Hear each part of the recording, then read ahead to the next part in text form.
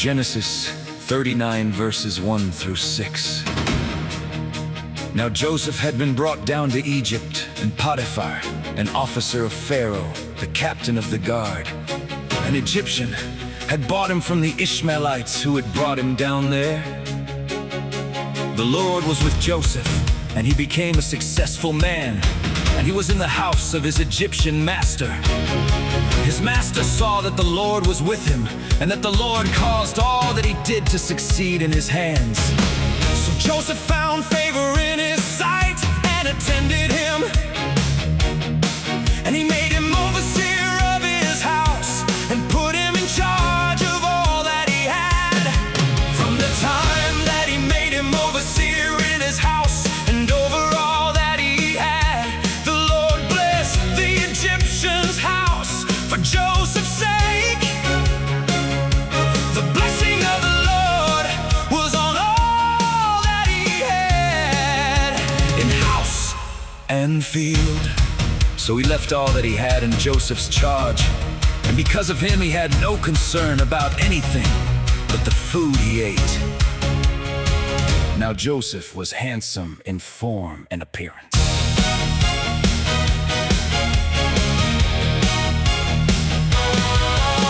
Brought down to Egypt but not cast away, chains on his story but grace in the day. They tore off the robe but they could not tear the covenant covering God placed there. Jacob saw the coat, Potiphar saw the Lord, favor still shining where the slave hands worked.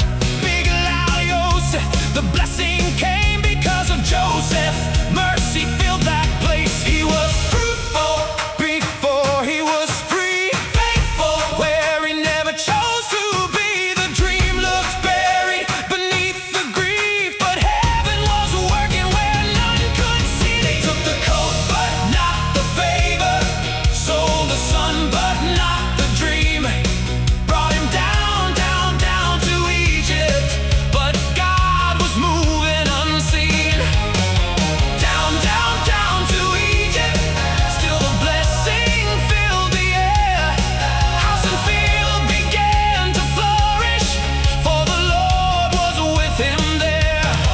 They took the coat but not the favor, grace was working everywhere. Down in Egypt, mercy followed, for the Lord was with him there. Better chains with God than freedom stained, better hard ground where mercy remains. His brothers held guilt in the land of his birth, Joseph held blessing in a stranger's work. God does not waste the rooms we dread, he plants living hope where dreams look dead. Before the throne, before Pharaoh's chair, Joseph learned faithfulness hidden there. Brought down but not forgotten, cast out but not alone, sold off but still